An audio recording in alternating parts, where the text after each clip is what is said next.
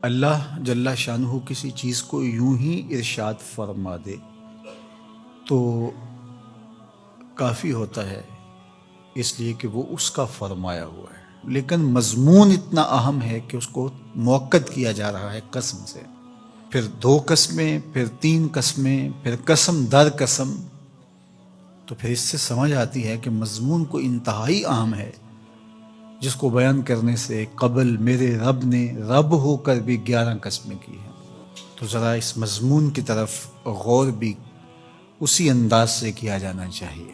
والشمس وضحاها، قسم ہے سورج کی اور قسم ہے اس کی چمک اور روشنی کی، یہ کتنے گنا بڑا ہے زمین سے اور روشنیاں بانٹتا ہے، لیکن مجال ہے کہ اس کے حکم سے کبھی اس نے سرتابی کی ہو، اپنے مقررہ وقت سے ہٹ کے کبھی یہ طلوع ہوا ہو، کبھی غروب ہونے میں اس نے دیر کر دی ہو، تو کہا جب اتنا بڑا روشنیوں کا جہاں ہو کے رب کے حکم کا پابند ہے تو یا مشت خاک تو رب کے حکم کو کیوں نہیں مانے گا۔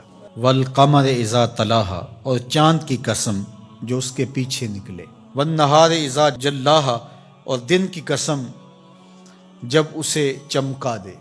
زندگی کی ریل پیل اور چہل پہل دن کے اوقات میں ہوتی ہے، زندگی کا سارا حسن اس دن میں دیکھنے کو نصیب ہوتا ہے، اس لیے دن کی قسم کی۔ واللیل اذا یغشاہا، اور رات کی جب اسے چھپا لے۔ اگر دن کی قسم کہ وہ اجالوں کا نقیب ہوتا ہے تو رات کی بھی قسم کہ وہ پردہ پوشی کا مزاج رکھتی ہے۔ پھر فرمایا والسماء وما بناہا، اور آسمان کی قسم اور اس ذات کی قسم جس نے آسمان کو بنایا۔ دنیا کے سارے انجینئر اکٹھے ہو جائیں، سارے معمار جڑ جائیں، 1 فٹ کی ٹائل بغیر ستون کے سپورٹ کے کھڑی نہیں کر سکتے، لیکن اتنا بڑا آسمان بغیر ستونوں کے کھڑا کیا ہے، یہ میرے رب کا کمال ہے، یہ اس کی کاریگری کے رنگ ہیں۔ والارض وما طحاہا، اور زمین کی قسم اور اس کی قسم جس نے اسے پھیلایا۔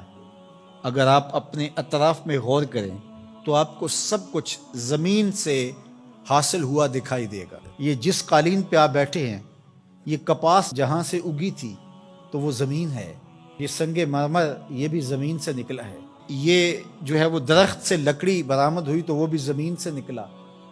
آپ اپنے لباس پہ غور کر لیں، یہ کپڑے ہمیں کہاں سے ملے، یہ کپاس زمین سے اگی، بلکہ انسان کا اپنا خمیر مٹی سے بنایا گیا ہے۔ تو زمین اللہ تعالیٰ نے بنائی اور ہمارے نفع کے لیے بچھا دی، تو قسم ہے زمین کی اور اس کی جس نے زمین کو پھیلایا۔ وَنَفْسٍ وَمَا سَوَّاهَا، اور قسم ہے نفس کی، جان کی، اور اس کی جس نے اس کے اعضاء کو توازن بخشا، حسن دیا، برابر کیا۔ فَأَلْهَمَهَا فُجُورَهَا وَتَقْوَاهَا، پھر الہام کیا اس کو، نیکی کیا ہے، بدی کیا ہے، یہ اس کو ہم نے عطا کر دیا۔ یہ کسی کالج میں، کسی یونیورسٹی میں، کسی استاد کے سامنے زانو تلمذ نہ بھی طے کیے ہوں، کہیں نہ پڑا ہو، اسے پھر بھی پتہ ہے کسی کا مال چھیننا بری بات ہے، دیوار رکھتے ہوئے ہمسائے کے 2 انچ دبا لینا اچھی بات نہیں ہے۔ یہ کہ میں تو کسی استاد کے پاس نہیں گیا اس لیے میں نے اس کے پلاٹ پہ قبضہ کر لیا، تو یہ نہیں ہے۔ انسان کی فطرت میں یہ چیز ہے۔ حضور علیہ الصلوۃ والسلام سے پوچھا گیا کہ حضور گناہ کیا ہے، تو فرمایا ما حاک فی صدرک، جو تیرے سینے میں کھٹکے اور تو اس بات سے ڈرے کہ لوگ اس پہ مطلع نہ ہو جائیں۔ اللہ نے الہام کر دیا، اس کے اندر یہ چیز ڈال دی ہے، اسے پتہ ہے اچائی کیا ہے، اسے پتہ ہے برائی کیا ہے، وہ اچھی تمیز رکھتا ہے، لیکن اس نے مزید کرم کیا راہیں اجالنے کے لیے، ایک ایک جزی کو واضح کرنے کے لیے پیغمبر بھیجے، کتابیں نازل کی تاکہ کوئی حجت باقی نہ رہے کہ مجھے پتہ نہیں چلا تھا۔ 11 قسمیں کر کے فرمایا قد افلح من زکاہا، جس نے اپنے اندر کو ستھرا کر لیا وہ کامیاب ہو گیا، جو رذائل سے بچا، جو برے افعال سے اپنے آپ کو بچاتا ہے وہ ستھرا ہو گیا۔ وقد خاب من دساہا، اور خسر و نامراد وہ ہوا جس نے میلا کچیلا کر لیا، گناہوں سے اپنے آپ کو برباد کر لیا۔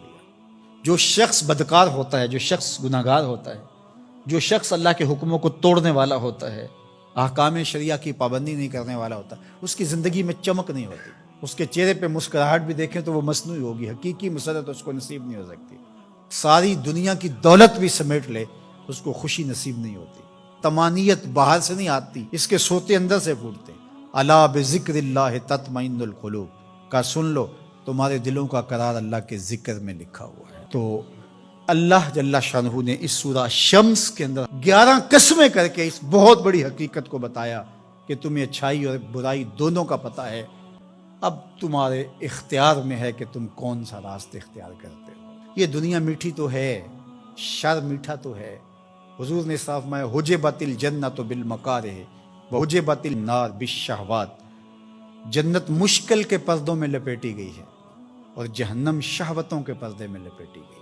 اب تو نے کس راستے کو اختیار کرنا ہے، یہ تیرا اختیار ہے. سورہ شمس پکار کے ایک نہیں دو نہیں 11 قسمیں کر کے کہہ رہی ہے کہ سیدھی راہ پہ آ جاؤ، اللہ کی رحمتوں کے حقدار ہو جاؤ. ہدایت کیا ہے؟ ہیا اراۃ الطریق، ایک تو ہے راستہ دکھلانا، جس کو راہ نمائی کہتے ہیں، نمودن سے دکھانا. کسی نے پوچھا کہ میں نے فلاں جگہ پہ جانا ہے، تو ہم نے کہا یہاں سے سیدھے باہر نکل جانا، دائیں بائیں آگے بائی پاس آئے گا تو آپ یوں ادھر ہو جانا. یہ ہے اراۃ الطریق، راستہ دکھلا دینا، راستہ بتلا دینا. اس میں بھٹکنے کے امکان موجود ہیں. تھوڑی سی غلطی لگ گئی تو آپ اور سمت بھی نکل سکتے ہیں. پھر اگر راستے کے اندر جگہ جگہ دشمن بھی کھڑا ہو تو پھر تو امکان اور زیادہ بڑھ جاتے ہیں. تو یہ اراۃ الطریق کا مفہوم ہے. اور ہدایت کا دوسرا مفہوم ایصال الی المطلوب، منزل تک دستے کرم سے پکڑ کے پہنچا دینا. تو یہاں دوسرا معنی ہے، اس لیے علماء نے اس کا معنی کیا مجھے سیدھی راہ پہ چلا. مطلب کیا کہ سیدھی راہ تو میں دیکھ چکا ہوں، لیکن قدم قدم پہ شیطان اور نفس موجود ہیں جو میری راہ بھٹکا دیں گے. مالک تو دستے کرم بڑھا اور مجھے منزل پہ پہنچا دے. اللہ اکبر. تو یہ ہے ایصال الی المطلوب. تو ہدایت کا یہ مفہوم. اور یہاں ہدایت سے مراد وہ ہدایت جو پیغمبروں کے ذریعے سے، کتب کے ذریعے سے اللہ تعالیٰ نے حضرت انسان کو دی. ایک فطری ہدایت ہے، جبلی ہدایت، اور وہ اللہ تعالیٰ نے انسان کیا جانوروں کو بھی دی ہے. وہ بطخ کا بچہ بھی جب انڈے سے نکلتا ہے تو وہ کسی سے تیرنا سیکھتا نہیں ہے، وہ خود چھلانگ لگا دیتا ہے اور تیرنے لگ جاتا ہے. یہ جبلی اور فطری ہدایت اللہ نے اس کو القاء رکھی ہے. بچہ پیدا ہوتا ہے تو اس کی زبان ہوتی ہے، بولنا نہیں جانتا، وہ آ کے سیکھتا ہے. ہاتھ ہوتے ہیں، پکڑنا نہیں جانتا، آ کے سیکھتا ہے. قدم ہوتے ہیں، چل نہیں پاتا. سنتا ہے، سمجھ نہیں پاتا. دیکھتا ہے، پہچان نہیں پاتا. یہ ساری چیزیں تدریج سے سیکھتا ہے. لیکن بچے نے ماں کی چھاتی سے دودھ کیسے لینا ہے تو یہ اس کو جبلتاً بتایا جاتا ہے، کیونکہ اس کی پہلی ضرورت ہے، باقی چیزیں وہ آ کے سیکھتا ہے.